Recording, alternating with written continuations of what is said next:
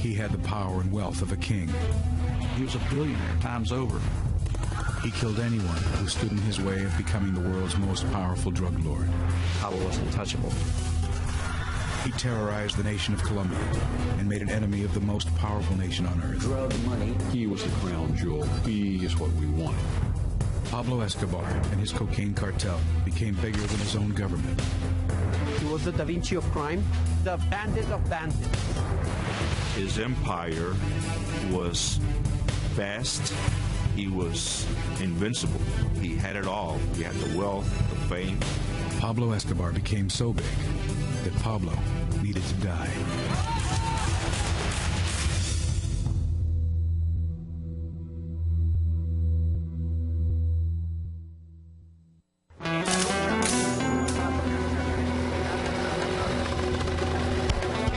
December 2nd, 1993. A team of heavily armed police officers converge on a two-story row house in the Los Olivos neighborhood of Medellin, Colombia. This moment is the culmination of the largest manhunt in history. The United States has devoted all of its intelligence and military assets to finding Pablo Escobar. Hundreds of millions of dollars. Its most elite troops and some of its most secret units. After all this time, all this money and effort and bloodshed, they finally found him. I never really knew that much about Pablo Escobar until I was working on my book, Black Hawk Down. And one day I was interviewing a fellow who was connected with Special Forces, and he had a picture on the wall of his office of a bloody, dead fat man on a rooftop, surrounded by all these grinning men with rifles. And I interrupted him and said, "Excuse me, you have to tell me what that is."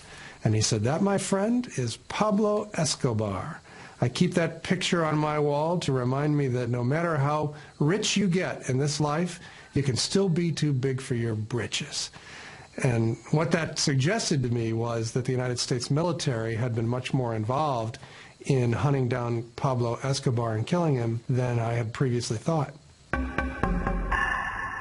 Mark Bowden's bestseller, Killing Pablo, uncovered a vicious covert war underwritten by the U.S. government in one of the most violent countries on earth.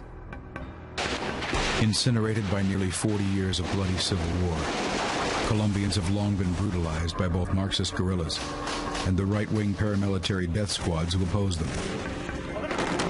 A subhuman conflict fueled by a multi-billion-dollar trade in cocaine.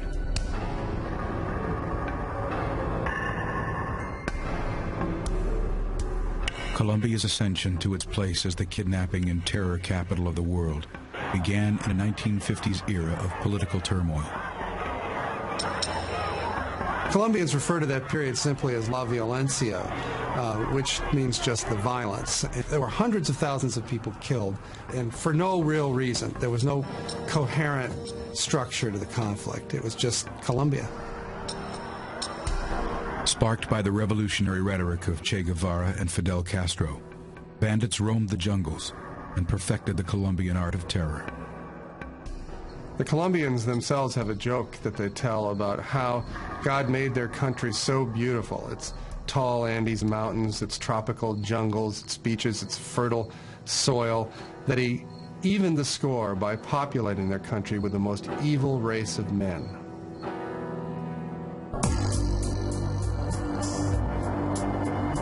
From the crucible of La Violencia emerged one of the most violent criminals the world would ever see.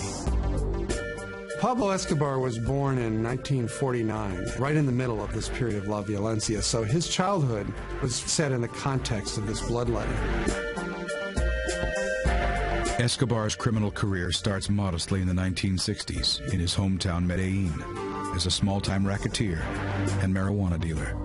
Pablo was a dope smoker from a fairly early age. Colombia was known here in the United States for being a source of some of the strongest, most potent marijuana in the world. America's counterculture establishes a robust market for Colombian marijuana.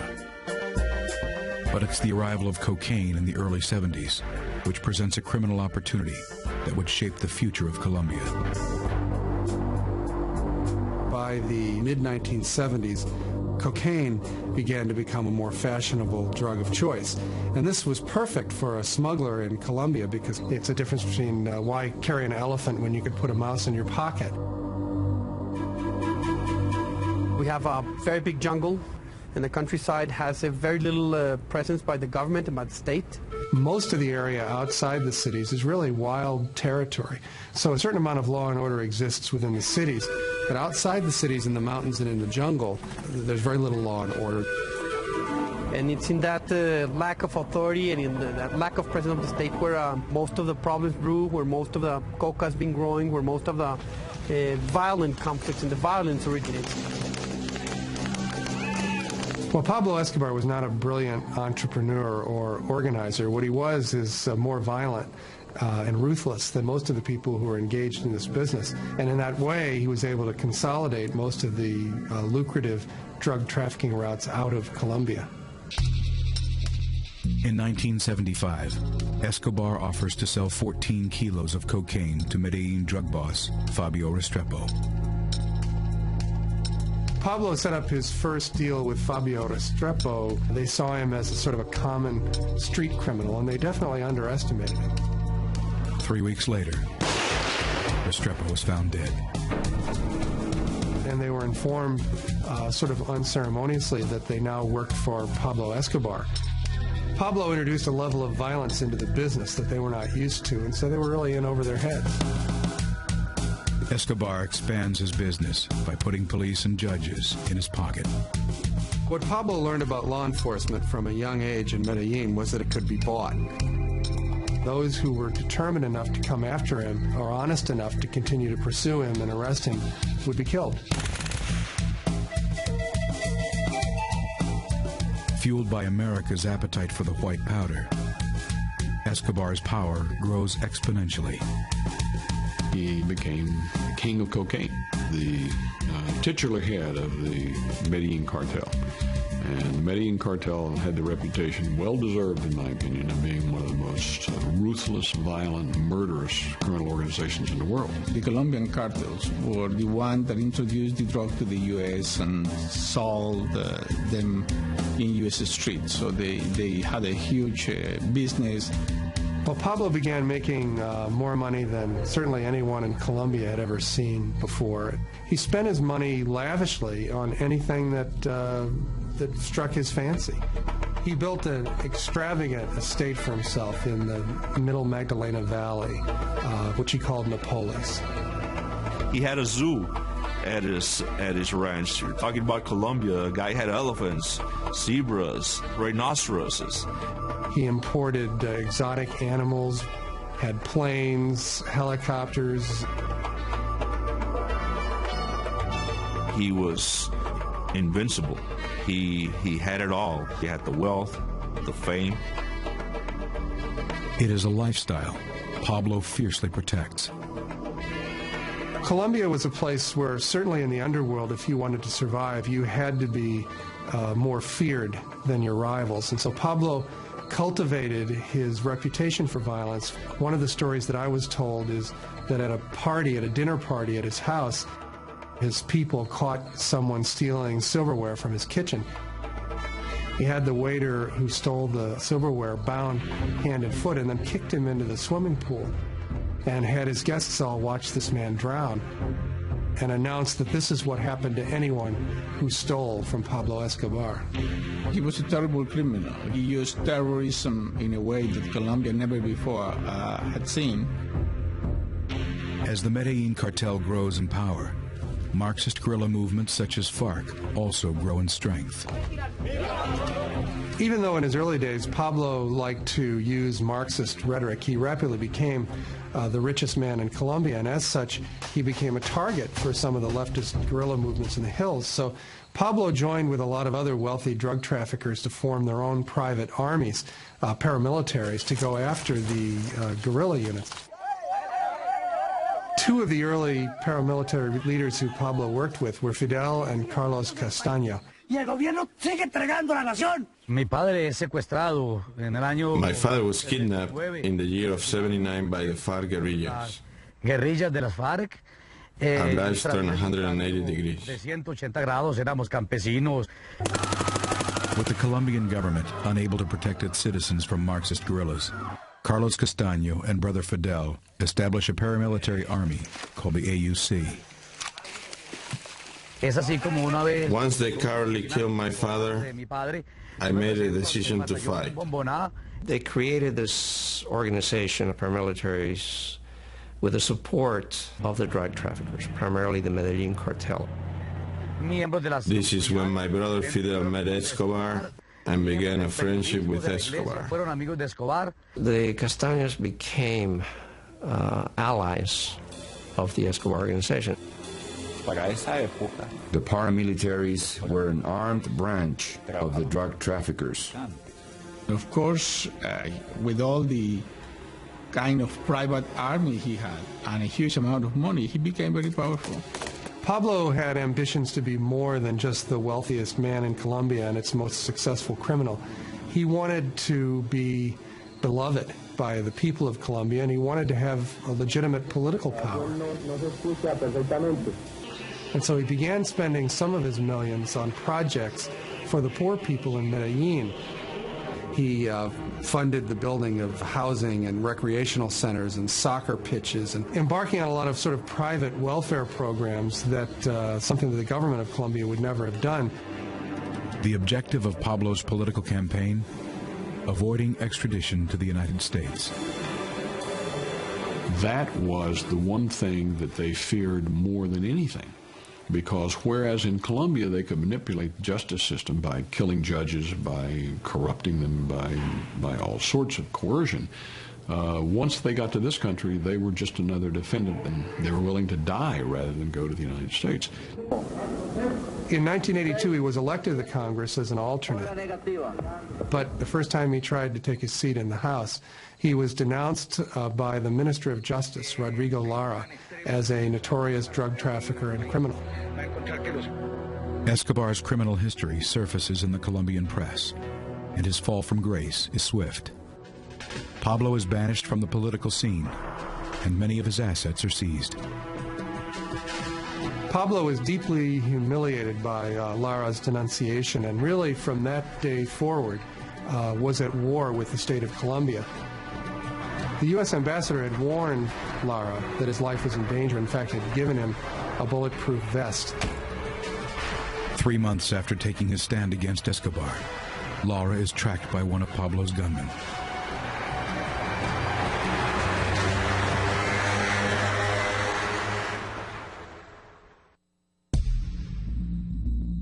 Justice Minister Rodrigo Lara is the first Colombian to take a stand against drug lord Pablo Escobar. April 30th, 1984. Lara is followed from his office by one of Escobar's hired guns.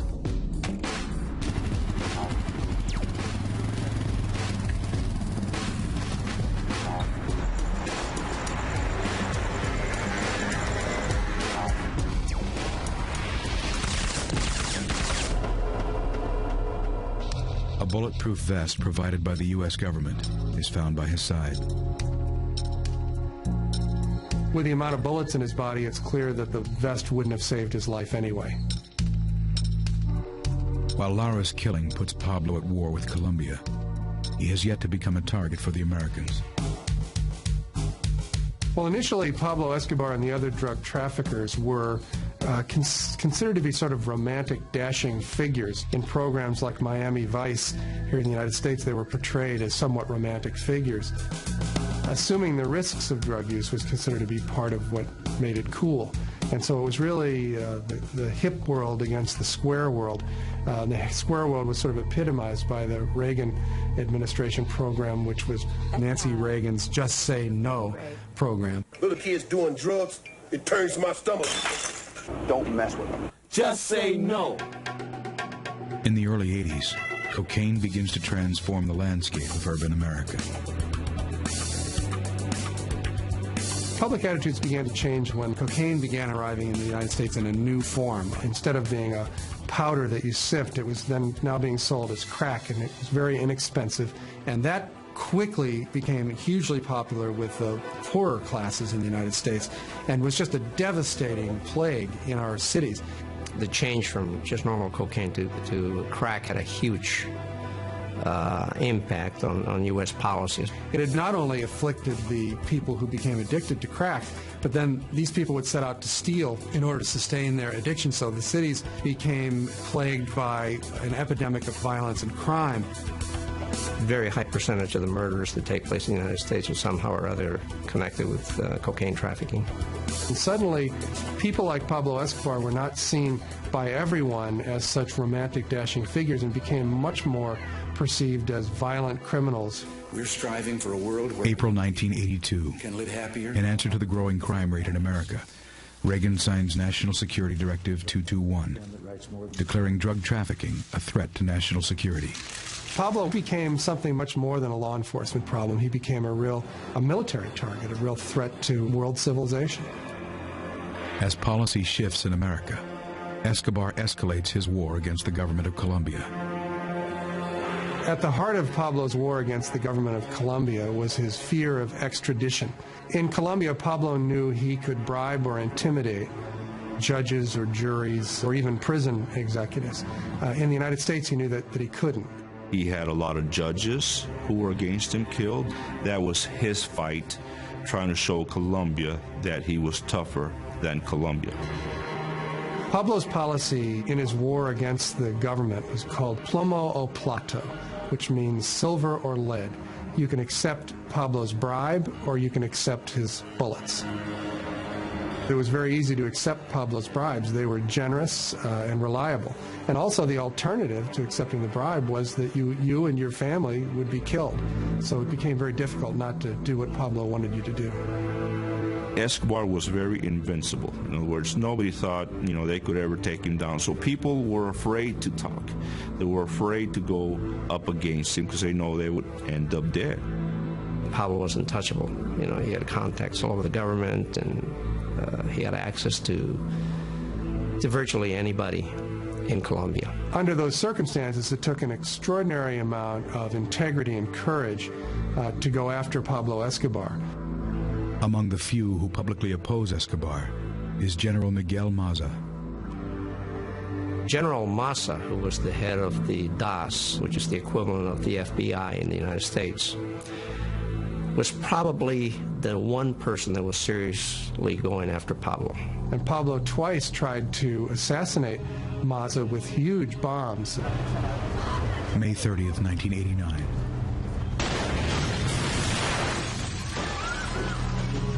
Escobar targets Maza with a remote detonated car bomb. Maza's car was at the center of the blast. Its wheels were melted to the road, but he managed to kick the door open and step out unhurt. It killed many people. Fortunately, I was spared from death in that attempt. Pablo was trying to kill Maza, and Maza was trying to get Pablo Escobar. In his obsession to kill Maza, Escobar does not care who gets in the way. 500-kilogram bomb was placed in a bus which was driven in front of the headquarters building of the DAS, which was occupied by Maza, and was detonated. Hundreds of people were injured at that time, and about 70 people were actually killed. The carriage of the bus ended up on top of the 11th floor of the building. It is only by the grace of God that General Miguel Maza is here to tell you this story. Escobar wages war on the Colombian judicial system. Pablo paid a guerrilla group called M19 to invade the Palace of Justice and kidnap basically the entire Supreme Court of Colombia. The M19 went into the courthouse for the purpose of taking and destroying all the evidence against the drug traffickers. Most of the Supreme Court judges were killed. Records were destroyed. The government responded to the invasion of the Palace of Justice by invading it, which led to a bloodbath during which 11 of the country's 21 Supreme Court justices were killed. There was no institution that was safe from Pablo Escobar. The issue of extradition became a centerpiece of the 1989 presidential campaign. Louis Galan was the leading candidate for president. Galan was campaigning promising to utilize extradition to rid Colombia of drug traffickers like Pablo Escobar. Escobar and his gang decided that Galan was an obstacle, that he shouldn't be president of Colombia. August 18th, 1989. Galan prepares to deliver a campaign speech in Sochoa, southwest of Bogota. Pablo Escobar targeted him and had him killed. Pablo was responsible for assassinating 3 of the 5 candidates for president. The man who took Galan's place was his campaign manager, a man named Cesar Gaviria. This was a very, very difficult period. Escobar was trying to kill me. If he had the possibility of killing me, he would not doubt a second. November 27th, 1989. Presidential candidate Gaviria is scheduled to fly Avianca Airlines Flight 1803 from Bogota to Cali. One of Pablo Escobar's lieutenants is instructed to board the plane with a suitcase he is told contains a listening device. Unbeknownst to Escobar's man, the suitcase is in fact a bomb.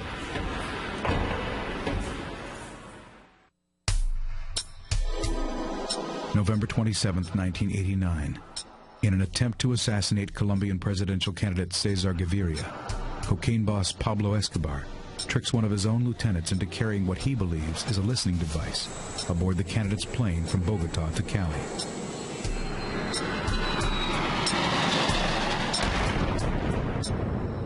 Avianca Flight 1803 goes down in the mountains outside Bogota. 110 people are killed. There are no survivors. Gaviria, as it happens, was not on the plane. But at the point where Pablo bombed an airplane, he became what the United States considers a clear and present danger. There were 2 American citizens killed on that plane. So under the long-arm statutes, we could prosecute him for the Avianca plane. With cocaine continuing to flow across the borders, American drug policy changes from intercepting drug shipments to taking down cartel leaders. It became very evident that we had to target them more specifically. As their power grew, it became evident that they had to be dealt with. When George Bush was elected president in 1988, he changed our country's policy against drugs to targeting the drug kingpins, men like Pablo Escobar. And for the drug kingpins, the death penalty. November 2nd, 1989. President Bush's legal counsel drafts a reinterpretation of the long-standing executive order prohibiting the assassination of foreign nationals. The new interpretation of the prohibition said that if the President of the United States determined that someone was a threat to national security or to the lives of American citizens, that that person could become a target for assassination. Our forces could go out and not just try to find them and arrest them, but actually kill them. America's premier counterterrorism team prepares for a potential mission. Delta Force is the Army's top secret counterterrorism unit that specializes in finding people and going after them, and is considered to be one of the best in the world at doing this. Our existence is still not recognized by the Department of Defense. Regardless of whether or not we exist, the unit has some highly motivated, select individuals that specialize in these kinds of operations. As Delta Force stands by, a new group of covert soldiers has already entered Colombia. The CIA had obviously always had a presence in Colombia, but after the Avianca airliner bombing, the Colombian government invited the United States to help them go after Pablo Escobar. The U.S. dispatches a secret surveillance unit, codenamed CentraSpike. CentraSpike has certain technologies that's highly sensitive. I'm not going to go into what they have or don't have. CentraSpike is another top-secret Army unit that consists mostly of language experts and technicians who specialize in finding people by eavesdropping on their electronic communications and using radio telemetry to target their location. Flying under the cover of an aviation technician team, CentraSpike begins eavesdropping and triangulating phone conversations. One of the things that CentraSpike did was prepare a kind of organizational map. For instance, they would soon know who were the 10 people who Pablo Escobar most frequently spoke to on the phone, and then who were the 10 people that each of those 10 most frequently spoke to. You can form a fairly sophisticated map of the inner workings of an organization. The nucleus of the Medellin cartel was Rodriguez Gacha, a.k.a. El Mexicano, the Ochoa brothers, Fabio, Jorge Luis, Juan David, and Pablo Escobar as the leader. So it was a conglomerate. They would get together, they would borrow each other's airstrips, airplanes, borrow each other's labs. They were doing loads of coke into Mexico, then Mexico would bring it to the United States. With CentraSpike flying and listening overhead, the Colombians place a team in Medellin with the dangerous task of acting on CentraSpike intelligence. They created their own special unit of elite police and soldiers called the Bloque de Búsqueda, or the search block, which existed specifically to go after men like Pablo Escobar. Commanding the search block would be the most dangerous job in the most dangerous country on earth. It was a job that nobody wanted, because whoever was going to be in charge of this group going after Escobar would become immediately a target of Escobar's. The man who commanded the search block was Colonel Hugo Martinez. Martinez accepts on the condition that he will be periodically rotated out of the hot seat. It was understood that there was to be a change in personnel every 15 days. However, there was never a change in personnel. I remained on duty the entire time. Hugo Aguilar is selected as Colonel Martinez's right hand. We were chasing after the most dangerous criminal organization in the world, backed by more than 1,000 men in uniform from a combination of various Colombian armed forces. As soon as the search block was formed, Pablo Escobar announced that he was going to kill 60 members of the search block in the first month. And then he proceeded to make good on his word. He says he will destroy the search block within 8 days.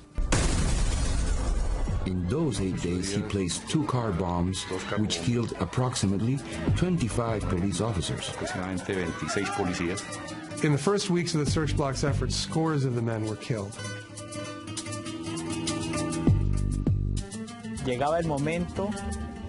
There were times when we would feel powerless before such a criminal. Though the Colombian government considers disbanding the search block, Colonel Martinez asks for and receives more men and continues targeting Escobar's organization. The first of the drug traffickers that CentraSpike targeted and found was Rodriguez Gacha. When the CentraSpike located Gacha on a hilltop finca just outside of Bogota, they turned over this information to the Colombian government. Gacha and 3 of his associates are gunned down in a battle with Colombian forces. Gacha went down fighting. I mean, shooting at the police. Escobar would soon lose more vital assets. CentraSpike enabled the search block to target a lot of the key people right around Pablo Escobar. They started arresting people, they started killing people. The search block began killing or arresting the top people around Pablo, including his longtime associate and his cousin, Gustavo. And Gustavo Gaviria was the brains behind the Medellin cartel. Escobar remains unaware that CentraSpike is listening in from above. CentraSpike got to be so effective that Pablo came to suspect that he had an informer in his inner circle. So he began torturing and killing people around him who he suspected of collaborating with the authorities. What he didn't realize was that the information was being provided by the secret American unit Centrospike. Escobar was not the only one who operated by violence. All of these hitmen and associates of Escobar were killed in what the police would euphemistically call shootouts with the police. Colonel Martinez or his troops may have gone to the extreme, but this wasn't a normal criminal that they were after. Pablo Escobar rates right up there with Adolf Hitler.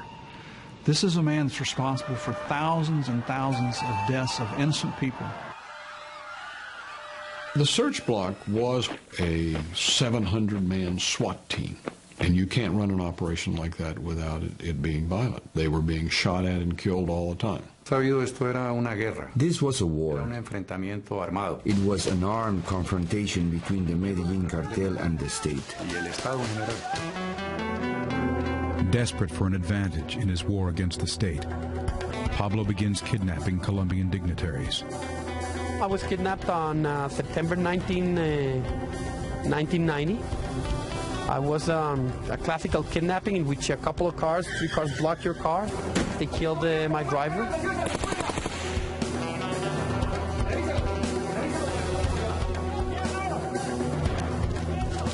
He was doing that to exert his power and show the Colombian government, the Colombian people, that he could get to anybody. Escobar will use his hostages to negotiate the terms of a surrender. Escobar decided that what he needed was a comfortable, secure base of operations where he and his associates could live, be protected from their enemies, from members of the Cali cartel, from the Colombian search block and the Colombian National Police, from the United States. In case he was captured, he would use us as bargaining chips.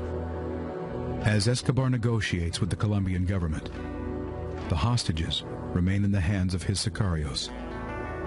I was kept in a very small room.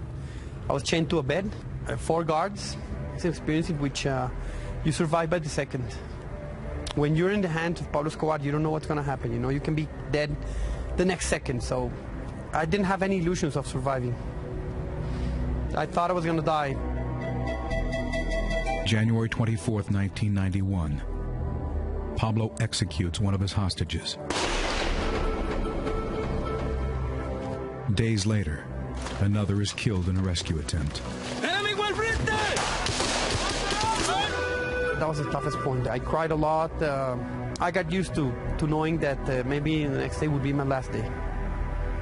At this point, Pablo is literally running from hideout to hideout, knowing that if Colonel Martinez catches up to him, he's going to be killed, but at the same time not wanting to surrender until the terms had been worked out to his satisfaction. Pablo is playing a very dangerous game with the Colombian government. He felt the pressure. He knew we were getting very close. The president was warned about the danger in negotiating with Pablo Escobar, but he went right ahead. The deal that Pablo made with the government of Colombia was he would discontinue his violent campaign against the state in return for being able to build his own prison on a mountaintop just outside of Medellin called La Catedral. May 20th, 1991. As a concession towards his private sanctuary, Escobar releases his remaining hostages. I couldn't believe it. They took me to the street. They gave me money for a cab. And finally, a guy picked me up, and I told him, please take me back home. As part of Pablo's deal, General Maza is removed from his case. With construction underway on Escobar's private prison, one last demand must be met. They actually held a Continental Congress, basically, where they rewrote the Constitution of Colombia to ban extradition. And the day that the amendment to end extradition was put into the Constitution, Pablo Escobar turned himself in. He held a press conference on the mountaintop outside the prison and graciously announced that he decided to end his war against Colombia. He sent this message: tell President Gaviria I will not let him down. The agreement was thus sealed. I personally viewed it, along with my colleagues working on the search, as having been defeated. He knew we were close to getting to him, and this was his way out. To us, it was a defeat. We had lost, and he had won. Even as Pablo is incarcerated in La Catedral, he sends a message to Colonel Martinez. They discovered a bomb that had been planted by one of Pablo's hitmen. Pablo's deal with the government of Colombia evidently didn't include ending his war against Colonel Martinez.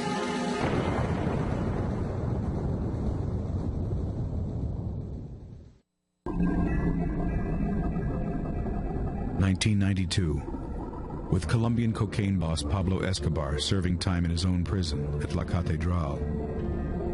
No one in Colombia is breathing easy. It was a different kind of prison in the sense that he wasn't actually required to stay there. He would frequently turn up at soccer matches in Medellin or Christmas shopping in Bogota. I've been in a lot of prisons in my 26 years, and this is definitely not classified as a prison. A resort would be a more accurate way to describe La Catedral. They would bring truckloads of friends and prostitutes to party with them. He built a discotheque inside of the prison, which was used as the party room. My favorite part of the deal was that the Colombian National Police, i.e. Colonel Martinez and his search block, were not allowed within 20 kilometers of the prison. We made a huge mistake. We underestimated the capacity of Escobar for corruption and intimidation. Disastrous. You could not negotiate with Pablo Escobar. Pablo Escobar was a psychopath, a mentally sick individual, and he proved it. Pablo got set up in La Catedral and began to reconsolidate his hold over the cartel. In fairly short order, he built the Medellin cartel back up to where it was exporting more cocaine than it ever had in its history.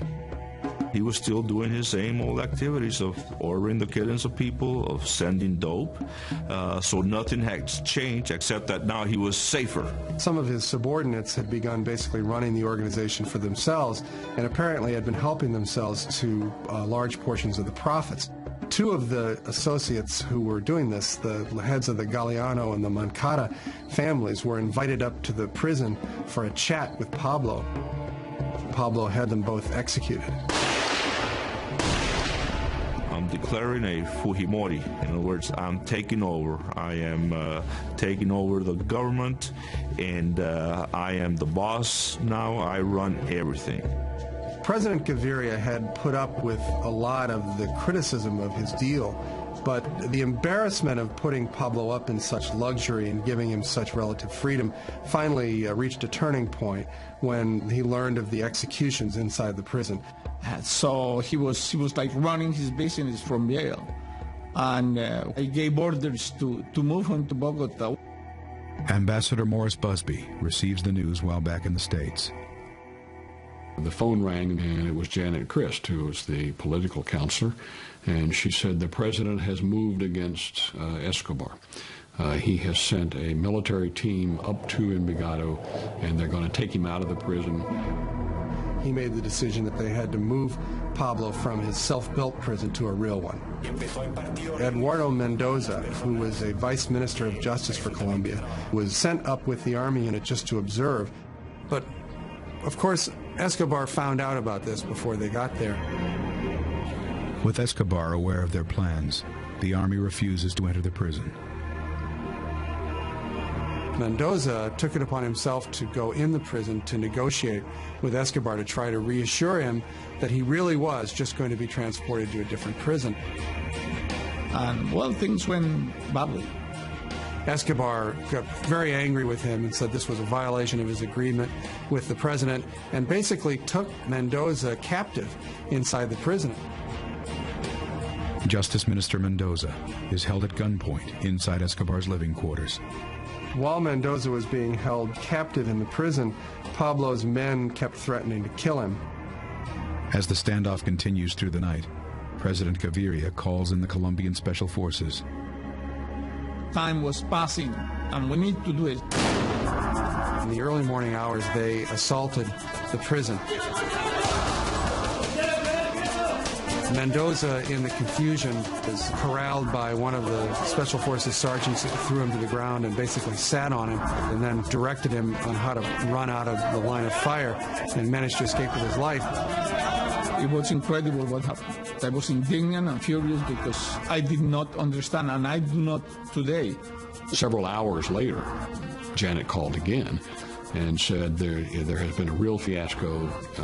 The whole operation was a failure. They discovered that Escobar had escaped. Escape is not the correct word. He walked out of the prison. He controlled the guards. He controlled everything. I think he had like 12 of his best assassins staying with him, and they all escaped that night. The Americans associated with this mission were delighted that Pablo had escaped, because while he was in prison, they hadn't been able to go after him at all.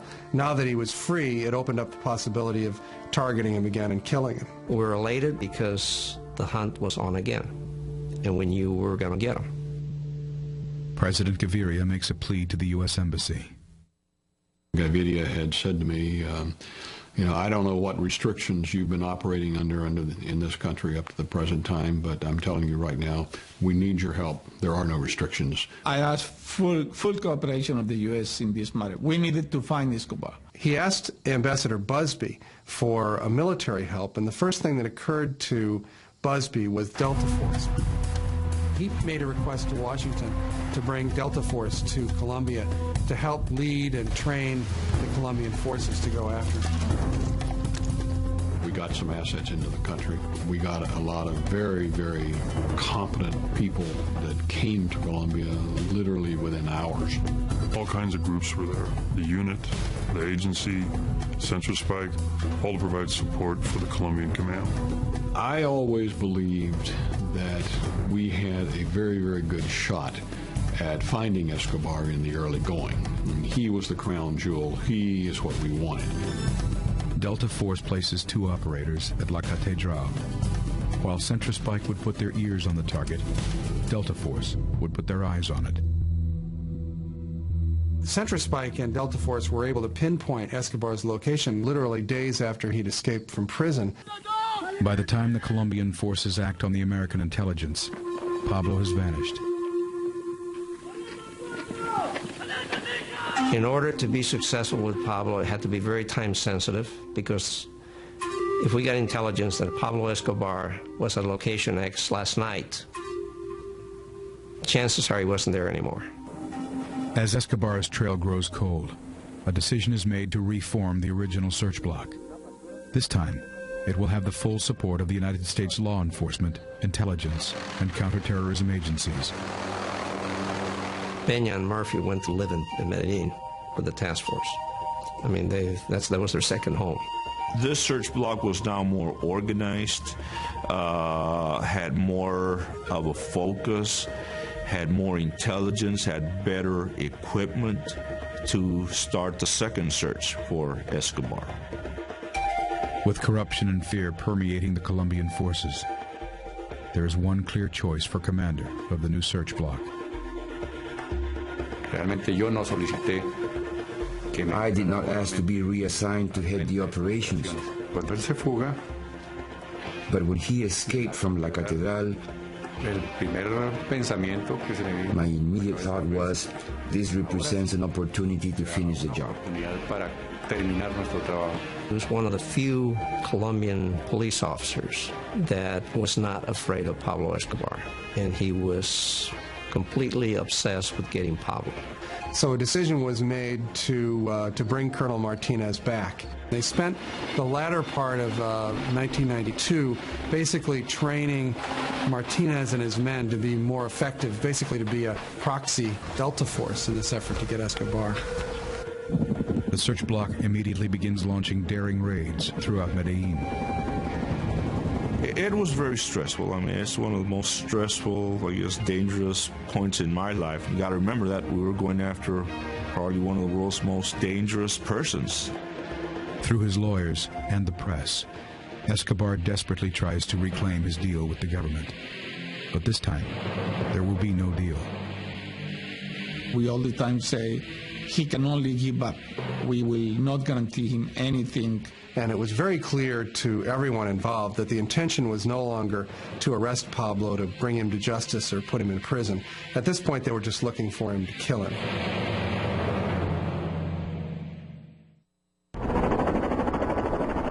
In 1992, despite the full cooperation of the American forces in the hunt for Pablo Escobar, the drug boss remains at large and protected by his powerful Medellin cartel.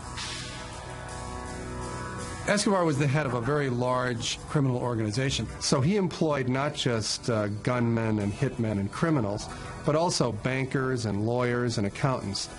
He had an infrastructure in Medellin, so we started targeting other members of his organization. We began to systematically cut away all of his support mechanisms, all of his infrastructure. We built up a large body of intelligence, put together organization charts down to the lowest lieutenant in his organization. Escobar responds by putting a price tag on the head of Medellin police officers. He was killing regular police officers, nothing to do with the search block, just a regular police officer on the beat. Every day there were funerals for policemen that were killed the night before. Pablo was able always to stay one step ahead of the search block because he had a lot of friends and informants, both in the community and also within the search block itself. There was a lot of information that was being intercepted, which suggested a lot of people on the take. If you didn't take the money, he would shoot you. Plata or plomo. You want a bullet or you want some money. We knew that we could be infiltrated. The Medellin cartel members were constantly looking for someone they could bribe monetarily. It became apparent to the Americans and to the Colombians searching for Escobar that the tactics they were using were never going to be successful. In the days after Escobar's escape from his private prison in July of 1992, the DEA had toured the site in search of any intelligence that they could possibly use against the drug lord. We went through the prison where he had lived, found great intelligence, just great information. One of the things that they noticed about Escobar as they examined his living quarters and his memorabilia was how much his life revolved around his family and his children. I was always of the opinion that we should watch his family, track his family, because he had the reputation of being an absolutely ruthless, murderous man, but the man who really had great regard for his family, for his wife and his two children. Ambassador Busby shared his thoughts with the Colombian authorities. I talked to the Colombians about that and said, I think this will make him uneasy and perhaps have him stick his head up and we'll be able to see him. January 30th, 1993.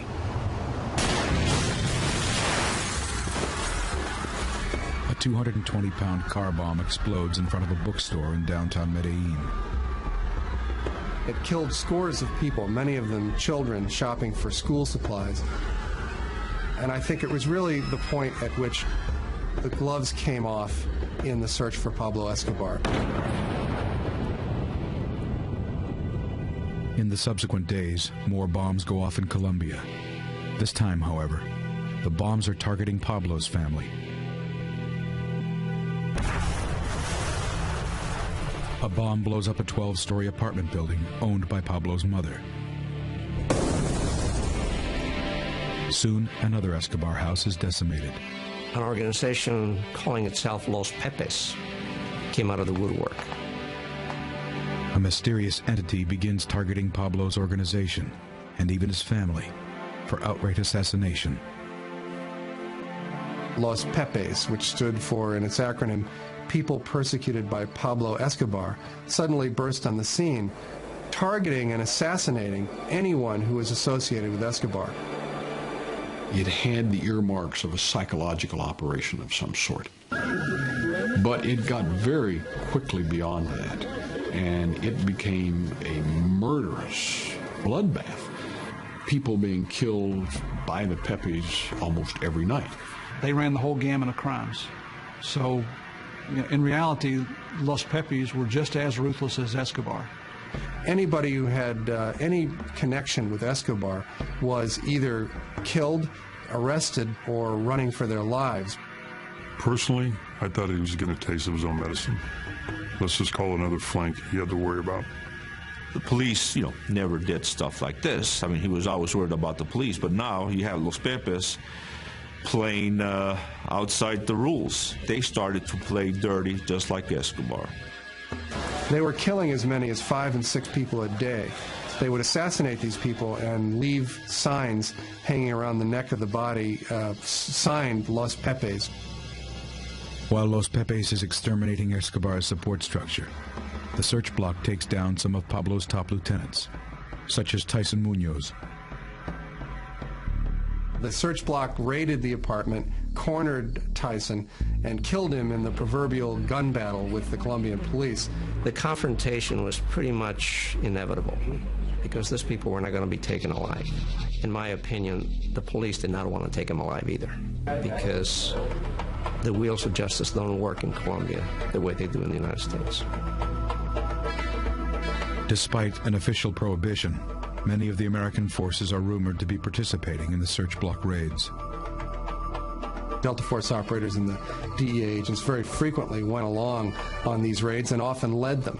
We couldn't stand back and feed them this information about a potential Escobar hideout and expect them to go out and participate in all the dangerous activities while we sat in the rear, and drank our coffee and waited for them to come back and report to us. So Javier and I decided ourselves that we would be involved in these operations. Right there on the front lines with the guys, running in, kicking the doors, going in, participating right alongside the Colombian National Police. With Americans funding, training, and possibly even participating in search block raids, concern grows over a possible connection between the search block and the death squad, Los Pepes. There were allegations on the part of Pablo that Los Pepes and Martinez were one and the same. I was very much afraid of somehow DEA being contaminated by what was going on up there. There's been accusations that members of the Bloque de Busqueda provided information to Los Pepes. Did I ever see that? No. Did I ever see any indication that that happened? No. Could it happen? Sure, it could happen. There's 600 guys in that operation. It's still something of a mystery who Los Pepes were, and that's obvious because the Los Pepes were basically murdering people. One of the few to admit to participating in the killings is Escobar's former ally, Carlos Castaño. Los Pepes is an organization that arose supported by the auto defenses. Yes, particularly by my brother Fidel Castaño, but he was bigger. Carlos Castaño and his brother Fidel were some of the original paramilitary units created to fight against the guerrillas. When Escobar began executing members of his own organization inside his private prison, La Catedral, the survivors began to secretly ally themselves with Pablo's paramilitaries against the drug lord.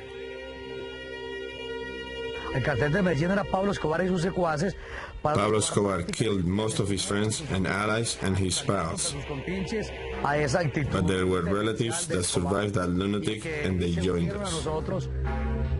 The drug traffickers said, we're sick and tired of this guy, we're going after him. And they created the Pepes, and they attacked him exactly the way he used to work against society and against them.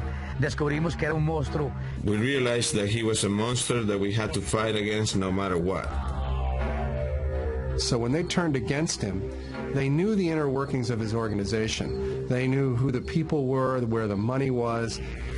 Los Pepes reportedly received support from Pablo's chief business rival, the Cali cartel.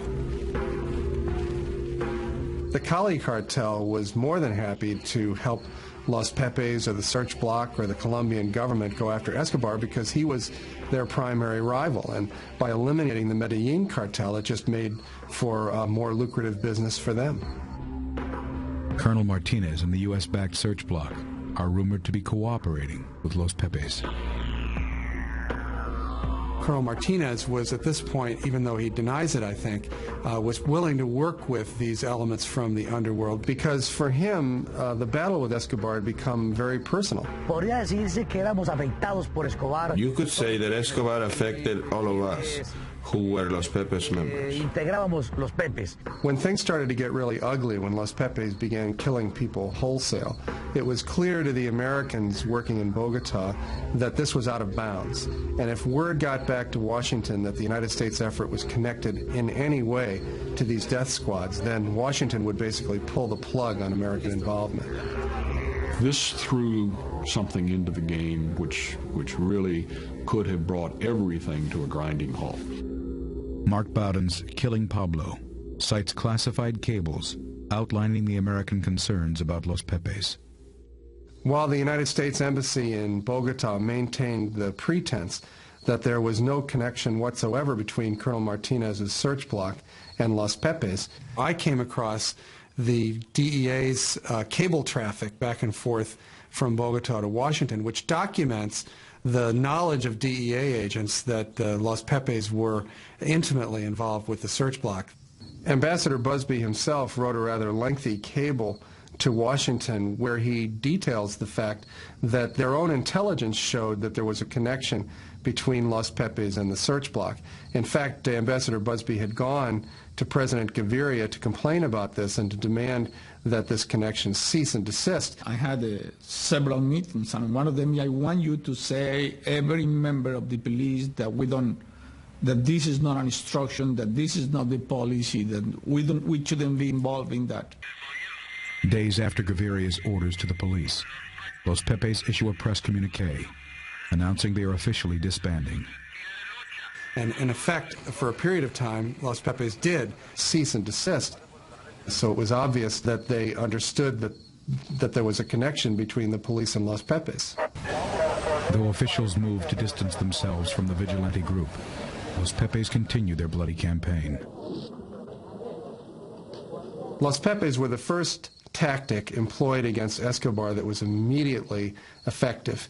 In short order, everybody associated with Escobar, his family members, his lawyers, his bankers, his accountants, were either running for their lives or dead or under arrest. And very quickly, Pablo began to find that his protective shell was disintegrating. We confronted Escobar's terrorists. There were a lot of killings during this confrontation. We could see that the impact that they were having was incredible because they were playing without any rules.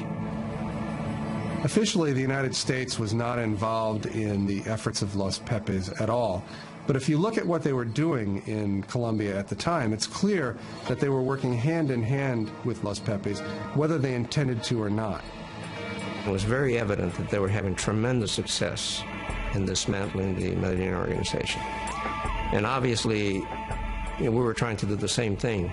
There was a strategy, wide, perfect, outlined by the United States, by these agencies, in which tacitly each one did what each one had to do.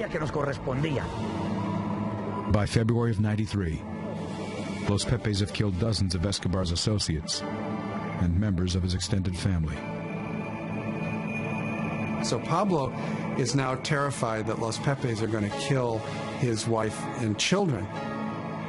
I got a phone call, almost a frantic phone call from the Minister of Defense, who said Escobar's wife and children and an entourage of 12 or 14 people are at the Rio Negro airport, and they have visas to go to the United States, and they're going to leave the country.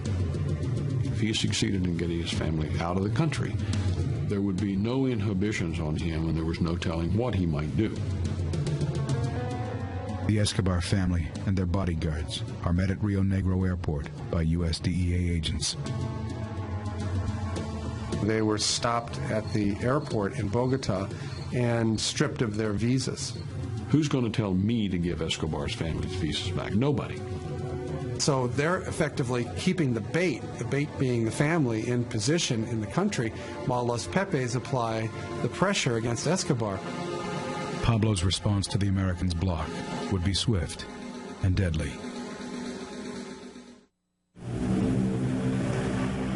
April 1993. With his family prevented from fleeing Colombia and forced back into the hands of the death squad Los Pepes, cocaine king Pablo Escobar exacts his revenge.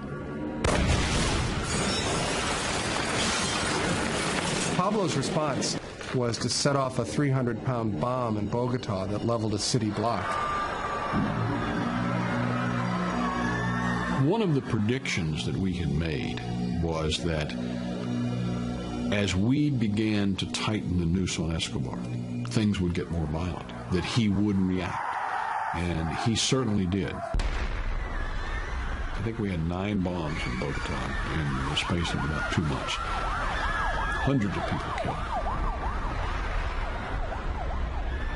Los Pepes responded by kidnapping and murdering Pablo's chief lawyer, Guido Parra.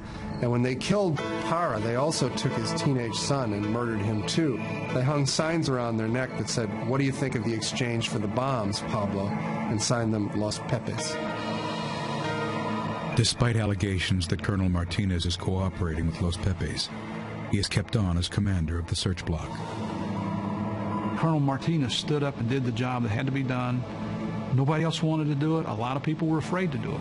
Colonel Martinez realized that the fight between him and Pablo Escobar was a fight to the death.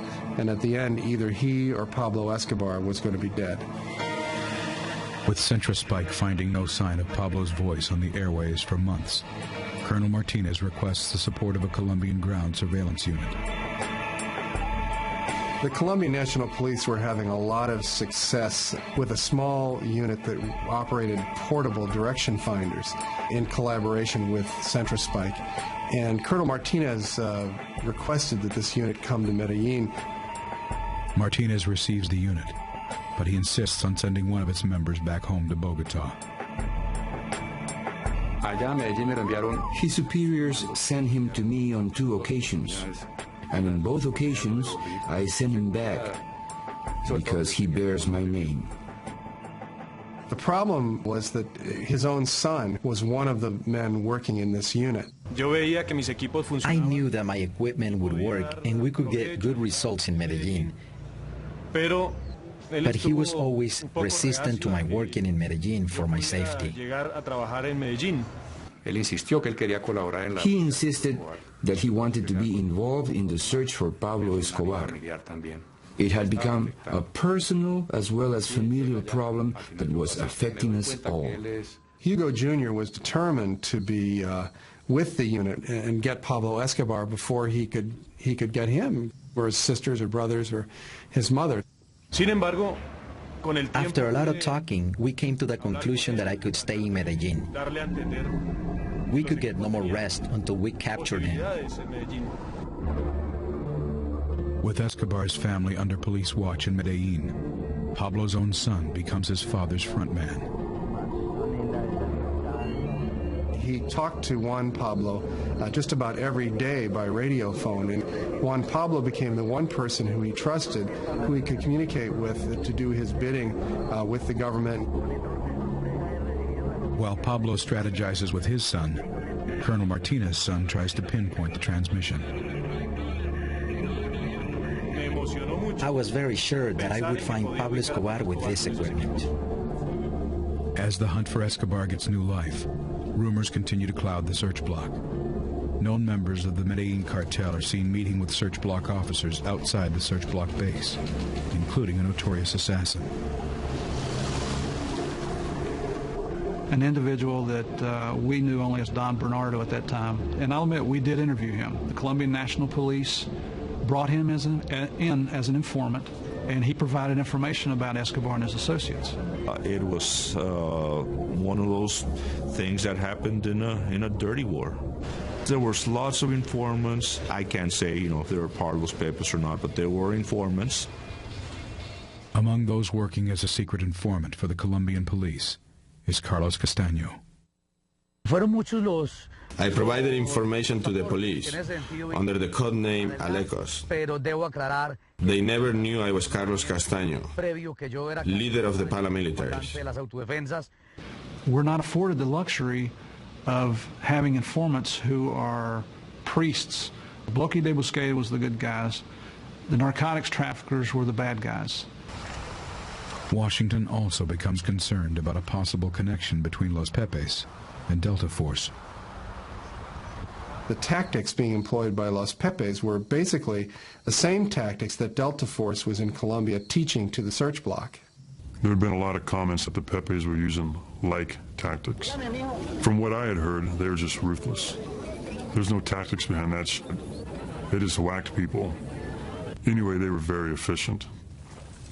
In Washington, the fear was not just that members of the Colombian search block who had been trained by Delta Force were, in fact, moonlighting as members of Los Pepes, but that Delta Force operators themselves might be participating in these hits. November 12, 1993. The CIA briefs the Pentagon on suspicions of a connection between Delta Force and Los Pepes.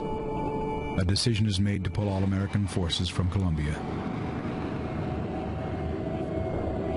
I did get word that we were going to be told that our military units were going to be pulled out, and I certainly didn't want that to happen. Ambassador Busby was then able to go to work with his connections in the White House to countermand the Joint Chiefs' order to remove the people from Colombia, and they stayed. As Busby buys the search block precious time, surveillance teams continue to crisscross Medellin. In late November of 1993, the search block, with the help of CentraSpike, was able to pinpoint Pablo's location to a hilltop finca outside Medellin. Intelligence had been received that indicated that Escobar was hiding in a small house located on the side of a mountain out in the rural areas.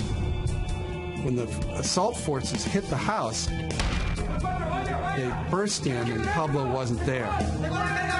In fact, Pablo had been talking on the radio, but he would walk up into the woods a short distance from the house so that he'd have a better line of sight communications with his son Juan Pablo in Medellin.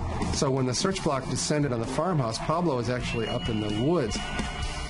The search block examined the farmhouse where Pablo had been staying, and it was apparent to them that the drug kingpin was living under increasingly strange circumstances. Virtually his entire organization, the Medellin cartel, was totally destroyed. One of the few remaining links to Pablo's empire is his son, Juan Pablo. The Escobar family was staying in an apartment in Medellin, and the Los Pepes were sort of picking off people who worked for the family. So they were pretty terrified.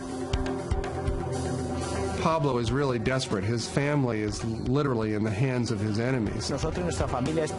We always had his family under watch 24 hours a day, so he could never touch our families, because if he does, his family would also perish. He was always worried about his family's security, because that is where the Pepes concentrated their attack efforts, his family. November 27, 1993. Scheming with his son Juan Pablo, Escobar makes a secret arrangement to evacuate his family to Germany. And word of this, of course, gets back to the embassy, because CentraSpike is listening to all of Pablo's communications. We learned that they were traveling on a Lufthansa flight from Bogota to Germany. So the United States government goes to work with the Colombian government to assure that the German authorities will not allow the Escobar families into that country. Escobar's family is refused entry into Germany and flown directly back to Colombia. They put them up in Hotel Tequendama, which is a large hotel complex in Bogota that's actually owned by the Colombian National Police. And so while publicly they claimed to be protecting Pablo's family, the way that Pablo saw it was that his family had now fallen into the hands of the very people who were likely to kill them. Sure enough, it wasn't a day before Escobar called. When he made the first phone call, I thought, okay, he's finished. Once again, their efforts to get out of the country had been stopped. That's when he started making mistakes. When Pablo Escobar begins to make phone calls to the Hotel Tequendama, we placed everybody in a state of alert. They called the presidential palace in an effort to speak to President Gaviria, threatening to wage all-out war against the state unless they released his family and allowed them to leave Colombia to a safe haven. He started calling everybody. And that's where he made the mistake of staying in one place too long. And at this critical moment, the government of Colombia announces that they're going to remove the protective detail from around the Escobar family. I mean, it was not fair to have so many Colombians at risk, and at the same time having this man with nothing to lose. At this point, just to ratchet up the pressure on Escobar, Los Pepes made a public announcement that they were going to resume their murderous campaign against him. We were closing in on Escobar. We made him get to a point where he had to abandon his bodyguards and he was reduced to hide out almost alone. With the exception of Pablo's family, every resident of the hotel has fled for fear of being caught in the crossfire between Pablo Escobar, the search block, and the Pepe's death squad. The fear is so palpable that little Manuela, who was then 8 years old, was overheard walking the halls of the empty hotel, singing a little Christmas carol to herself that she changed the words to, and the words that she was singing were, "Los Pepes are going to kill my father, my mother, and me."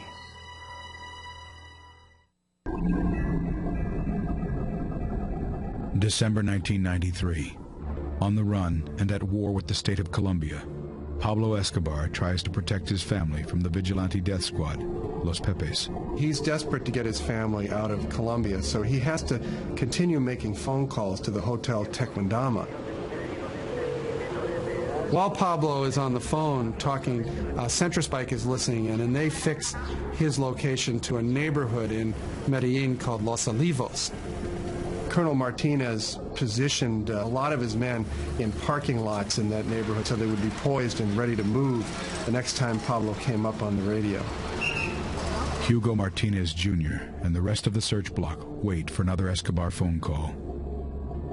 Every time Pablo got on the radio telephone with his son, Hugo Jr. would be cruising the streets in his telemetry van trying to zero in on the precise location of the phone call.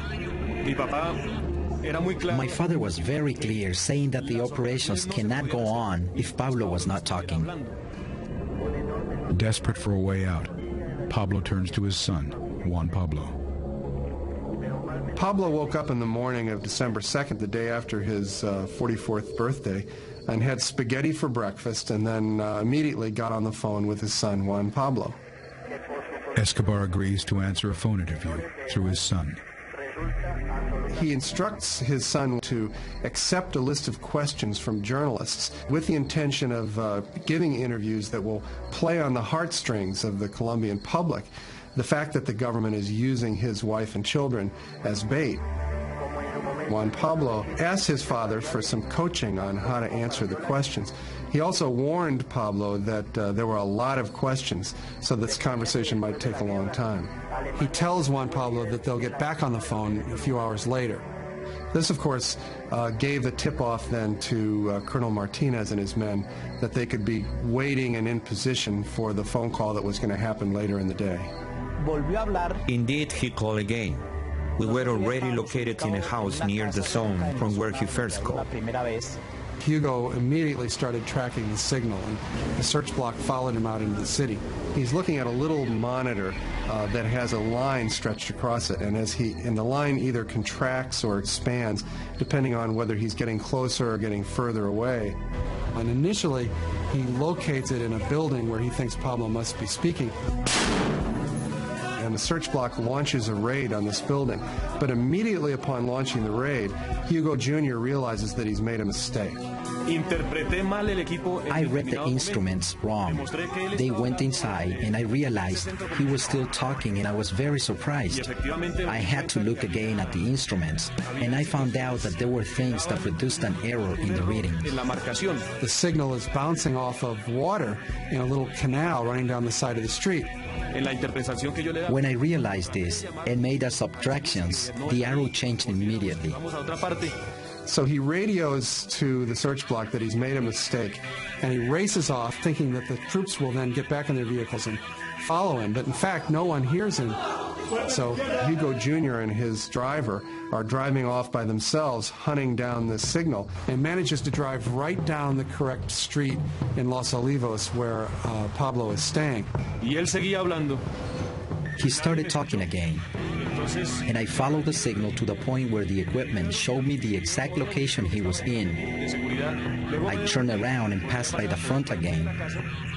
And with the radio in my hand, I put my hand out the window and started pointing at the window in the second floor. At the same time that I was pointing, I observed the silhouette of Pablo Escobar with the phone in his hand.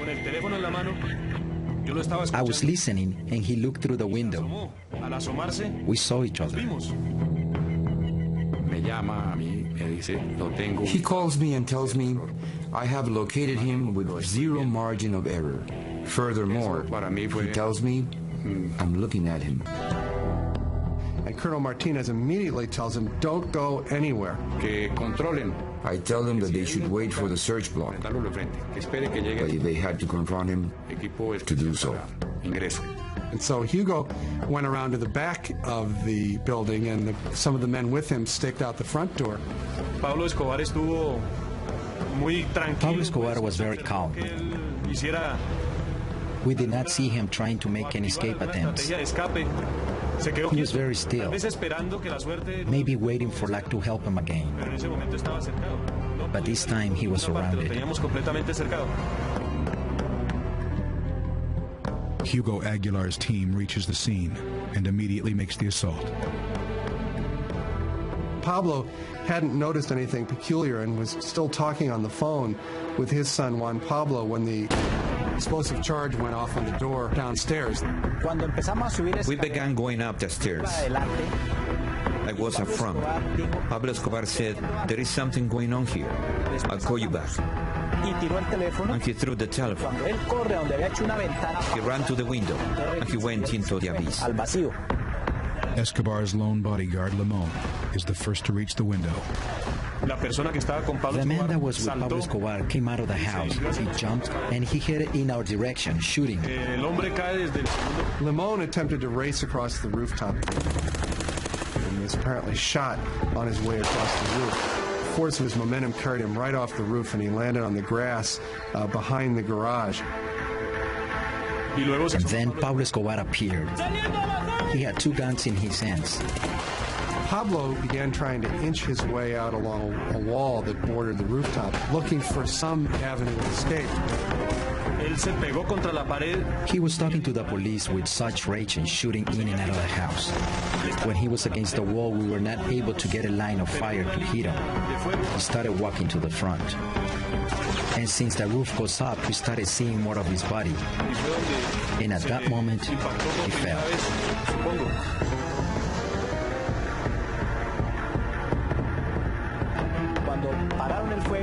When the firing stopped, I looked and I saw him lying on the roof. I took the radio and said, "Viva Colombia, Pablo Escobar is dead."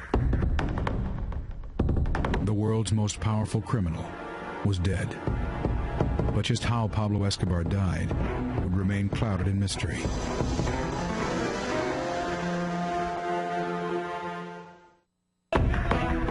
December 2nd, 1993. Drug lord Pablo Escobar is gunned down on a rooftop in Medellin, Colombia.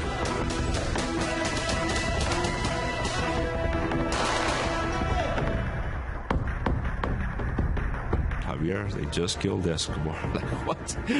They just killed him in Medellin. It's all over the press. So, I mean, I was happy. I was elated. I became static. I ran around our office space, saying, "Hey, Pablo's dead." Immediately, I traveled to the location with DEA agent Steve Murphy. I was given the opportunity to go down on the roof to view the body, to visually confirm that it was Escobar. And he climbed to the rooftop and began taking pictures. members of the search block posing around the body with rifles like big game hunters. Murphy then gave the camera to the search block, and they took pictures of him posing with Escobar's body. Photos of an American agent posed over the dead body caused an uproar in Colombia, where many were unaware that gringos were in on the hunt. It is true that we Americans provided a lot of assistance to the Colombians. We certainly did that. But in the last analysis, the success was Colombia's. It was a Colombian operation from start to finish. Colonel Martinez, Colonel Aguilar, those guys are truly great heroes in Colombia history. I believe I have performed a great service to my country. At the end, I consider it a victory for the world.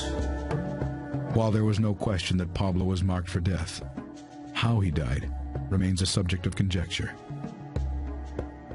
The official version of Pablo's death is that he came running out from that wall across the rooftop with a gun in each hand, screaming at the police and swearing at them as they gunned him down. El tiro de la pistola. The shot from my gun was the one that perforated his heart, and the one from the R-15 went through one of his ears and came out through the other ear. That is why we were able to end the story of Pablo Escobar. It may be true, but Pablo's usual modus operandi in these circumstances was not to stand and fight, but to flee. And so it seems more likely to me that Pablo, hearing the door being broken down in his house, would have tried to jump out the back window and run away. What makes sense to me is that Pablo was trying to run away across the rooftop when he was hit. He was shot 3 times. One of the bullets hit him in the leg, one of them hit him in the torso, and the third went right in his right ear. It's definite that the bullet that went in his right ear killed him. What makes more sense to me is that the bullets that hit his leg and his torso would have knocked him down, certainly, and that the final shot that killed him was most likely administered by somebody standing right over top of him. I would not put it past a cop going out there and just say, hey, we're going to make sure this guy's dead. I think he was shot up close. They wanted to make sure he was dead. Whoever it was knew he wasn't to be taken alive. There have been a lot of accusations that there was a coup de grace shot after Escobar was down. I saw no indications of that. It's always possible that someone made a great shot like that from a distance, but the Colombian National Police had tremendous incentive to kill Pablo Escobar. Nobody wanted to see him arrested again. And besides that, Escobar, in the course of this manhunt, had killed scores of the policemen who were searching for him. So there was a tremendous amount of anger and hatred in these men searching for him. So it makes more sense to me that Escobar was knocked down by a few bullets from a distance and that he was finally killed with a coup de grace. Some believe that the final blow was actually delivered by an American. Within the Delta Force community, there's sort of a legend about Escobar's death, which holds that he was killed by Delta Force. It was not so much a victory for Delta, but a victory for the whole Special Ops community. Delta Force would have known Pablo's general location at the same time that the search block did, and would have had an opportunity to place snipers in that neighborhood. When Pablo came running out on the rooftop, given the marksmanship of a Delta sniper, it's not beyond the possible that an American from a distance put that bullet in Escobar's right ear. I think the most likely explanation is that Escobar was killed by the Colombian National Police, by the search block. They had every capability and every desire to see Pablo Escobar dead themselves. There were no Americans involved in it. That was the Colombian National Police taking care of business. The legacy of the Los Pepes death squad has cast an even darker shadow on the history of the hunt. There's ample evidence today that the search block and the Los Pepes worked hand in hand. And of course, the whole Colombian search block was a creature of the U.S. government, essentially, because they were funded and trained and led by U.S. Special Forces. Los Pepes worked with the tacit cooperation of the U.S. government. The Colombian authorities did not oppose us either. The members of Centrospike who I've interviewed said there was never any doubt in their mind that there was a direct connection between the information that they were collecting and the information that Los Pepes were acting upon. So there's very little question in my mind that the effort to track down Escobar was a collaboration between the United States government, the Colombian National Police, and Los Pepes. I never saw any evidence that it was a Colombian government operation. It was a bloodbath, though. It truly was. Los Pepes. The Pepes operated on their own accord, by themselves. For Martinez to say that there was no, there was no connection there, he can say whatever he wants to, but there was a connection. And in my opinion, the greatest damage caused to the Medellin cartel and to Pablo Escobar and his organization was done by the Los Pepes. The Pepes were not a factor in what we were there to do. But were they a factor in getting Pablo? Yeah, big time. Today, Pablo's place as the world's king of cocaine has been taken over by the Marxist rebel movement known as FARC. FARC guerrillas are responsible for over 70% of the cocaine that reaches the streets of America. And like Pablo Escobar, they have waged a campaign of terror against the Colombian state. The FARC has inherited a lot of the methods that Escobar used, the car bombs, the kidnappings, the terrorism against civilians. So in that sense, they're looking very much alike, unfortunately for Colombia. As America supports Colombia in its war against the FARC guerrillas, they may once again share a dark ally. I am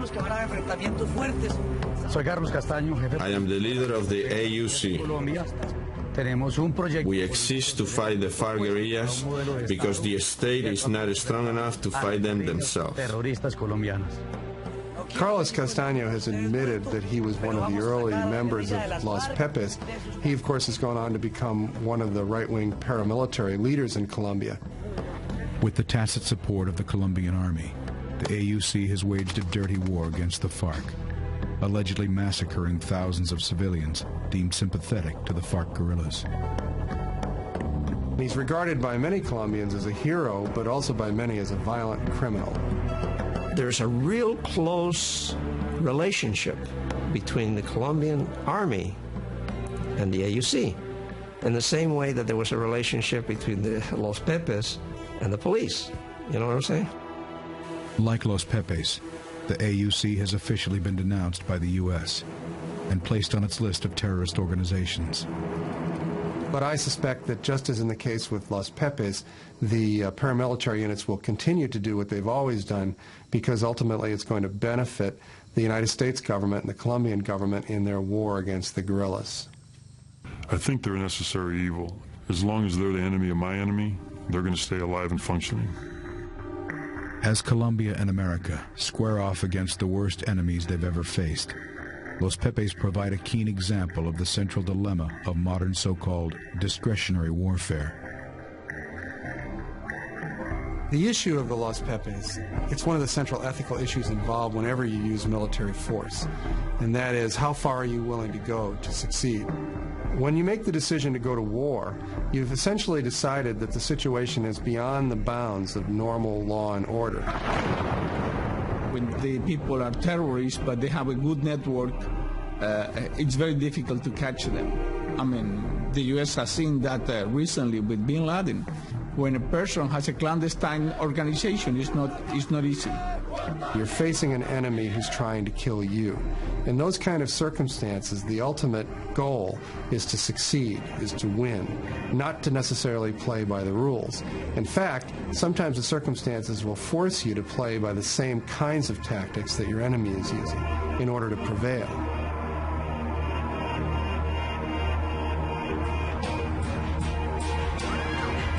While most Colombians have lived with it for their entire lives, most Americans have only recently known the reality of terror. I think that Americans have to steel themselves to the reality of war, that if you're going to war, you have to face up to the ugly facts about what war is.